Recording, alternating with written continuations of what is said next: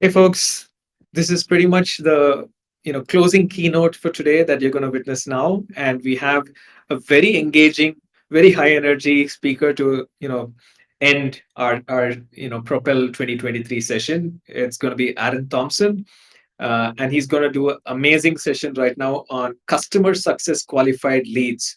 Starts with I do, right? So it's all about how right from get go, we can start creating and measuring the impact we have from onboarding, from customer success in terms of the leads that we're creating. Customer led growth is a trend that people are talking about. So, how do we make that happen is something that Aaron is going to show us. Aaron Thompson is a world renowned customer success keynote speaker and educator. He's the chief revenue officer at Success Coaching, successcoaching.co, uh, the world's leader in customer success training and education.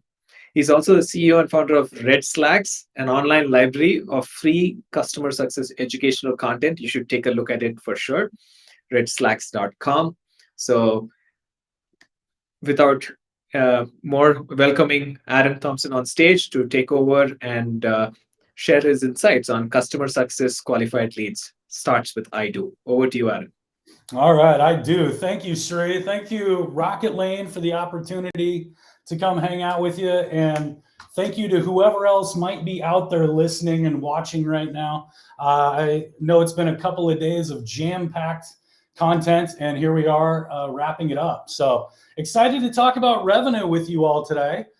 Being the Chief Revenue Officer at Success Coaching, it's obviously something near and dear to my heart, but in the industry of customer success, we are always trying to pin down our revenue number and really elbow our way into that table, that revenue, get a seat at the revenue table.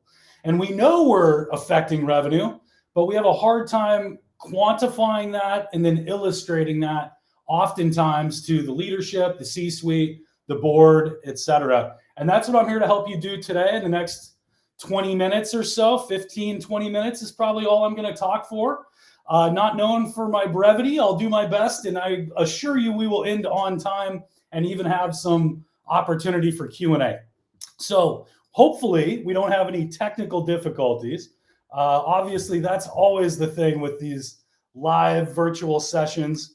I think we've got it. It looks right to me, so I'm going to assume it's good unless somebody from Rocket Lane jumps out and tells me you're seeing the wrong screen or something. So here we are. CSQL revenue begins at I do, which is in fact, of course, onboarding, which is what we're here to talk about. And the reason I love this conference, I've been lucky enough to speak at this Propel conference series before. And the reason I love to do it so much is because onboarding is just so critical for customer success. That's so much overlap with what we do in CS that all starts with I do. And so here we are. What is RAC? Revenue acquisition cost versus CAC, customer acquisition cost. We're all familiar with CAC. Not many of us are familiar with RAC, and that's what I'm going to explain. What types of revenue exist, and what are those appropriate acquisition costs of each of those streams? We'll go through what revenue acquisition cost applies to each type, and then the concept of customer success qualified leads, or CSQLs.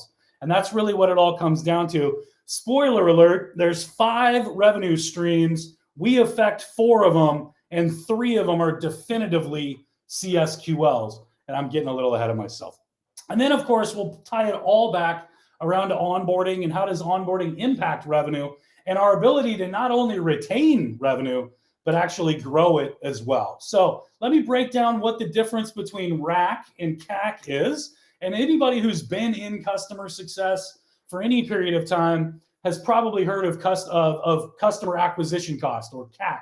But what about revenue acquisition cost? Let me explain what I mean. So what you're looking at there is a typical land and expand sales funnel. I like to use this. If you've ever seen me do any public speaking, you're probably god-awful sick of it by this point, because I bring everything I do back to this land and expand funnel. Because for me, in my little chicken brain, I've always got to visualize things. I got to see it visually before I can understand it. And so I look at all of our customers at Success Coaching and understanding where they are in their journey and their life cycle, And that's why I always keep coming back to this, because I use it in the real world and I use it in a lot of my public talks. But up at the top there, you've got marketing, demand gen and awareness, outbound, inbound, etc. You've got your sales team there in the middle, eval and ultimately decision.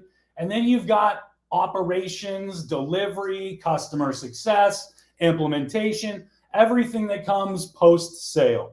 So you'll hear back of the house, bottom of the funnel, what have you. And that's what it's talking about there. Activate, there's our onboarding stage. And that's what I'm going to focus on in the now next, 10 minutes or so. But we also want to get them to optimize. They got their legs under them. They know what they're doing. They're getting value out of the products and services. And then it can lead to renewal and expansion and advocacy and a whole bunch of revenue generating, customer driven growth. You hear that out there all the time. Like, we are a customer centric company who focuses on customer driven growth. Has anybody ever sat back and thought, like, what does that even mean? What does it mean to be customer centric? What does it mean to have customer driven growth?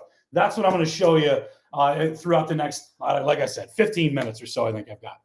Okay, so revenue acquisition cost, or RAC, compared to customer acquisition cost, or CAC, is a more detailed approach, a more detailed view to revenue realization. And that's what this is all about. It's about really understanding that every dollar we make is not created equal. Some cost us more money than others. Just like some customers have a higher CAC, or customer acquisition cost, than others, even within a given customer, you have different streams of revenue, all of which have different overhead for you and different acquisition costs for your business. And so our ability to impact different types of streams and the revenue acquisition cost related to those is directly related to our elbowing our way up to the revenue table. And so this is a detailed approach, more detailed than customer acquisition cost. You may be familiar with this ratio, you may not be, but it's commonly known that customer lifetime value, or CLTV, to customer acquisition cost, CAC, the ratio should be 3-to-1, meaning I should have 3 times the CLTV to my CAC. And that's because it's not good enough just to break even, because you have marketing and sales and operations and onboarding and implementation, configuration, all the Asians, everything that goes into delivering for your customer those outcomes, those solutions to those business challenges. That all goes into your lifetime value. And so you've got to be able to get enough revenue post-sale to overcome the acquisition cost. But once again, the type of revenue matters. And that's what I'm here to talk about. Not all revenue is created equal. And I'm going to go over this. But again, some have more expensive overhead than others. Some are more difficult to obtain and acquire and even deliver on in terms of what they're looking to achieve.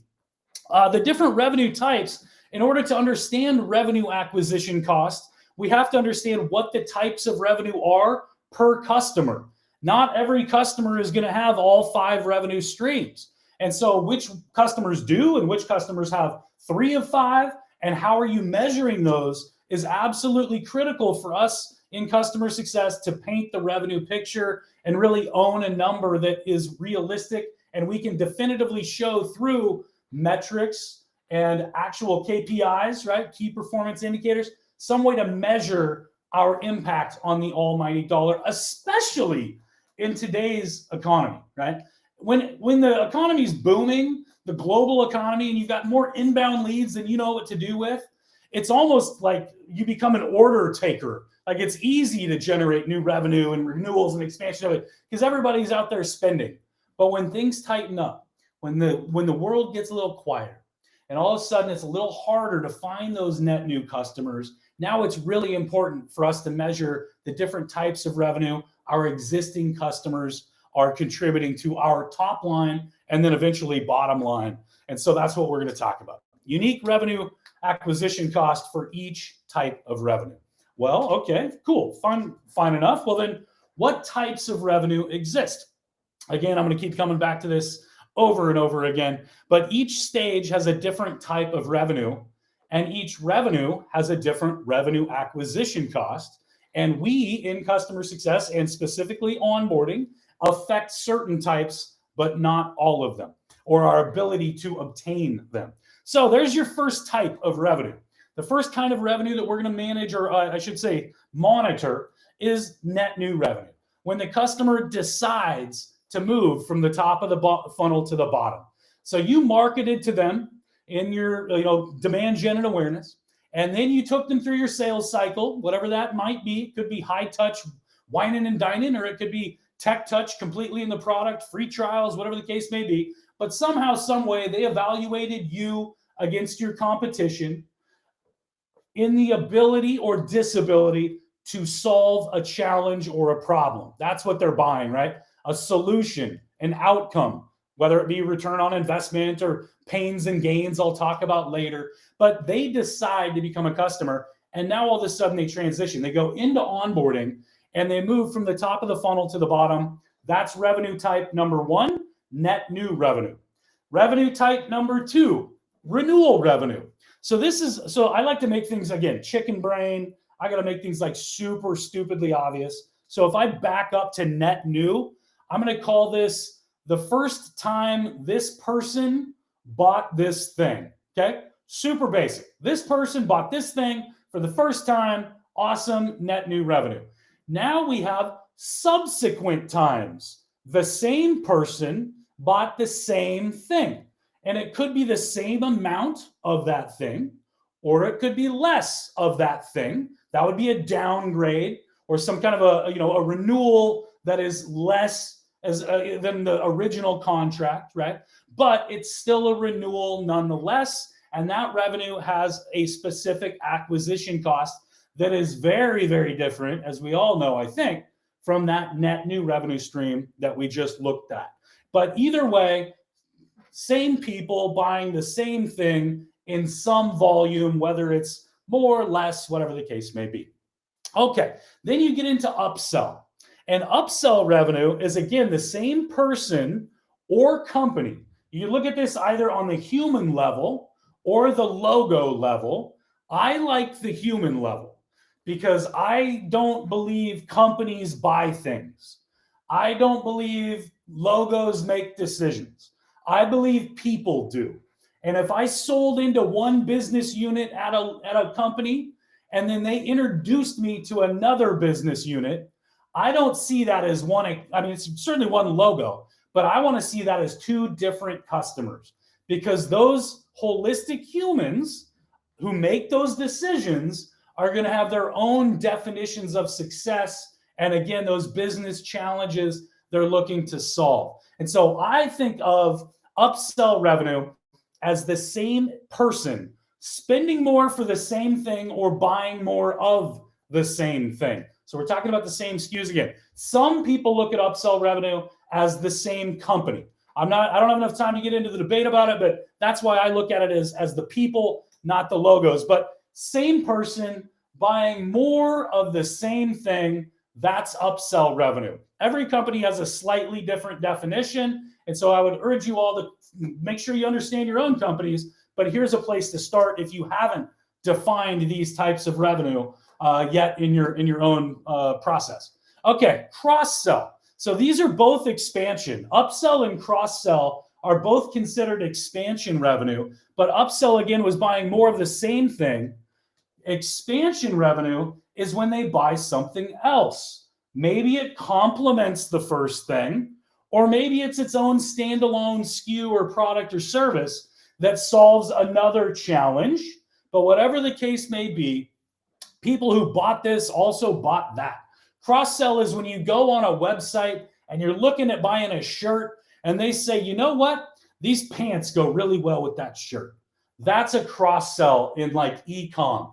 And that's when you're tacking on, you're actually increasing your customer's spend by way of having additional things for them to buy that, again, either work well together or could actually be a completely different product. Either way, it's the same person, again, in my opinion, or company, but I like to think of the humans buying other things that may or may not complement the first thing. Then we get in, so we've got net new, renewal, upsell, cross-sell, and now the fifth revenue type, referral revenue. And this is your advocate referral revenue. This is a new person. So now we're looking at net new revenue. And again, could be a different business unit within the same logo, could be a totally different logo. Doesn't matter. I like to think of it at the person, the buyer level, the executive stakeholder level. This is a net new person buying your thing because the first one told them about it, right?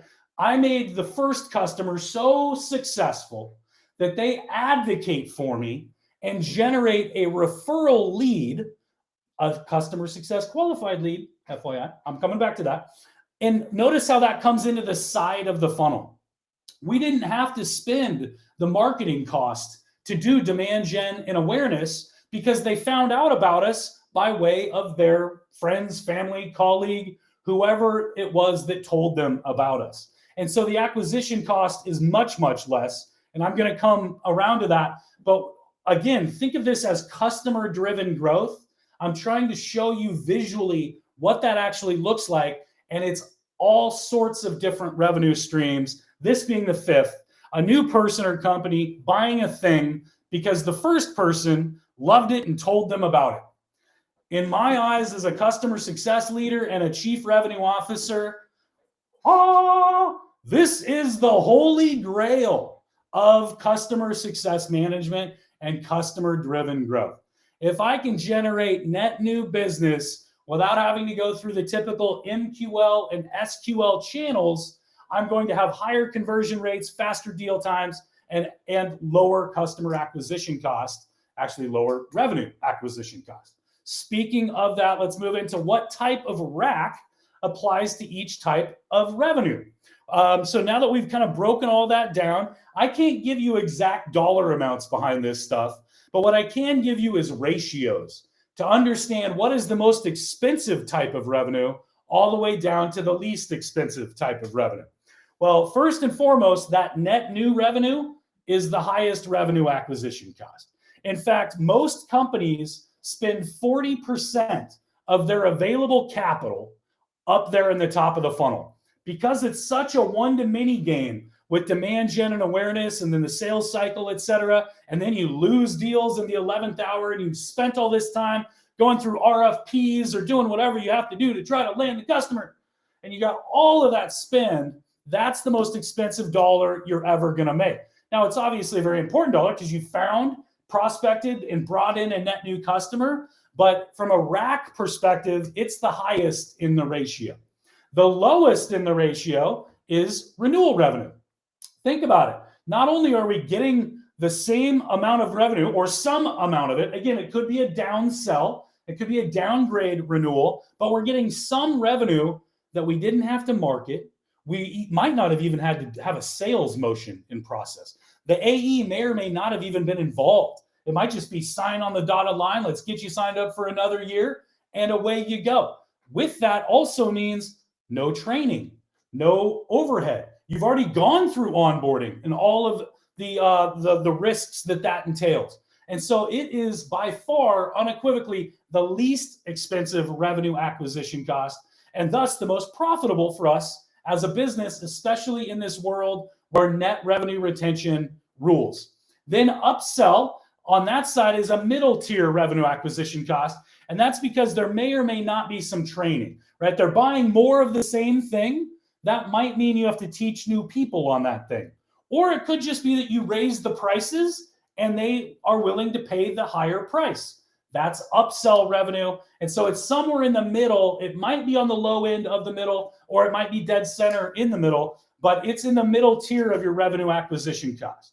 Then cross-sell is definitively in the middle, because when you buy a new thing, yeah, we didn't have to necessarily do marketing for you, but there was certainly a sales motion that had to take place. And then there's obviously training and overhead. Onboarding is going to happen again because now they bought a new thing and we got to teach them on it, et cetera, and roll it out.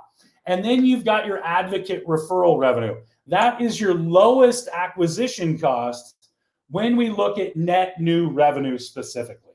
When they bring us in and we get to go in that side door. In fact, typically 1/13 the acquisition cost of typical MQLs and SQLs is this CSQL in the side door. 1/13 of the acquisition cost to acquire that customer. But again, I want you to look at it as revenue, not customer acquisition costs. Okay, what types of revenue do CSQLs affect? So the concept of a customer success qualified lead. This is new revenue that we are generating for the business. And this is something we can hang our hat on in terms of a number as we try to elbow our way up into the revenue table and the revenue conversation. Net new, hate to break it to you, not CSQL revenue. Marketing went through it, MQL, sales went through it, SQL. We haven't even been introduced until it's already revenue incurred and realized. And so that is not a CSQL revenue. Renewal revenue, it might be. I don't know. You tell me. How much effect do we have on renewal and retention from a customer success and onboarding perspective? Did they renew because we crushed it and were such heroes post-sale? Or did they renew because they were the right fit customer? Or sales sold the right services with it? Or marketing found the right total addressable market? I leave it up to you to decide. Maybe it's a customer success qualified lead. Maybe it's not. Upsell definitely is. If I'm going to buy more or spend more for the same thing with you, that you can definitively say, I have gotten my definition of success. If I'm willing to spend more on the same stuff, that is a definitive customer success qualified lead, as is if I'm willing to buy other things. You must be solving problems with SKU number 1 that I bought if I'm now going to go move on to buy SKU number 2. And so we can, again, hang our hat and definitively say that is a CSQL. And then again, the holy grail of CSQLs, the referral revenue coming in that side door. If you haven't delivered my definition of success, again, CS equals CO plus CX, my outcomes through my desired experience. If you're not doing that, I'm not going to advocate for you, and thus I'm not going to generate any referral revenue. But if you are, I will. Or if I'm doing that, you know for sure that you have. So those 3 right there, we can say for sure are customer success qualified leads, and that is net new revenue that we generate based on what we do every day. All right, how does onboarding impact it? Well, not surprisingly, very profound. Onboarding is absolutely critical. So there you go, marketing, outbound, inbound, pay-per-click, SEO content, billboards, phone calls, whatever you're doing, funny looking logos like we have at Success Coaching with donkeys and plungers, whatever you do so people know you exist, so they can then evaluate you against your competition, desired outcomes, pains to relieve, or gains to achieve, and then eventually decide to become a customer. And when they are in that decision point, that's what I mean by I do. When they say I do and sign that first contract, they're now taking this leap of faith that you're actually going to deliver on all of the promises that have been made. And now they transition for the first time in their entire journey from that top of funnel to the bottom. In other words, now it's time to put up or shut up. So there are 4 things to keep in mind as you take someone through onboarding. Relationship transition, first time that's ever happened, meeting new people, different kind of relationship than my salesperson. Siloed data. Everything we learned about the customer in the top of the funnel must come with them to the bottom. There's a change in communication cadence. Sales is really proactive. They're always pinging me and checking in and making sure everything's good. You get into onboarding and now things change. That creates anxiety. That creates friction naturally for your customers. And same thing with buyer's remorse. It's a psychological thing that we have to overcome. And so those 4 challenges mean when the customer is in that activate stage, if we can nail all of those by using a product like Rocket Lane, for example, shameless plug, then we can set ourselves up for all of those revenue types that I just went through. Some common mistakes to avoid that you may want to take a screenshot of: not nailing the handoffs, too many cooks in the kitchen, lack of understanding or adapting to their needs, driving to your definition. These are all reasons we see onboarding struggle, and all reasons why Rocket Lane and products in the onboarding space are so critical to being able to remove the friction. I loved how Rocky was talking about time to value and tracking that in the previous talk. Absolutely. And that's what we're looking to do, is limit that TTV, eliminate the friction, and get them from activate into optimize as quickly as possible. That is where we then can start to build our onboard or our renewal revenue. 90% of the customers who churn at their first available opportunity decided they wanted to do so in the first 30 days of working with you. That's how critical onboarding is. If you can't renew them, you can't upsell them. If you can't upsell them, you can't cross sell them. If you can't cross sell them, they're not going to advocate for you. And if they don't advocate for you, they're not going to generate that referral revenue. And so all of it comes down to onboarding. Net new, renewal, upsell, cross sell, and referral, all of those revenue streams all relate back to onboarding, and our ability to generate more of that revenue starts and stops with that revenue. With the onboarding stage. There is my QR code if you'd like to link up on LinkedIn. You can find more on successcoaching.co. We do training and certifications in customer success management. And you can find all of my free stuff out there on redslacks.com. There we go, Sri. We got a few minutes, not as much as I was hoping, but like I said, brevity is not my strong suit. We have time, and I think we had an interesting question from Jan, which I don't know if you saw it on the chat, but um, this is about year one versus year two renewal. Do you think year one renewal is more expensive than year two? I think it's going to depend on what that, from a revenue acquisition cost. No, I don't think it is, because the same motions go into play, right? Whether it be like you didn't have to market for it, et cetera. But on year two, you might have a little more overhead in terms of teaching other people. They probably had some turnover in that time. So you probably had some users come and go and things like that. Stuff like things like that might come into play. But in terms of just a core revenue acquisition cost, the function that it takes to create a renewal is the same for year one through year 2 and 3 and 4. It's just simply, am I getting my definition of success, right? Are you delivering the outcomes I need, solving the business challenges I need? And am I getting it the way I want it in terms of desired experience? And so I think at its core, like the probably my thumb in the air answer would be no, I think they're about the same. But I do acknowledge that there's probably some variances throughout from year 1 to year 2, just based on other things that happen in the business. Absolutely. It feels like, depending on the kind of business, if you manage to keep them for a whole year and renew them, maybe it is easier also in some ways. You've like probably worked a ton with them to get them to that renewal.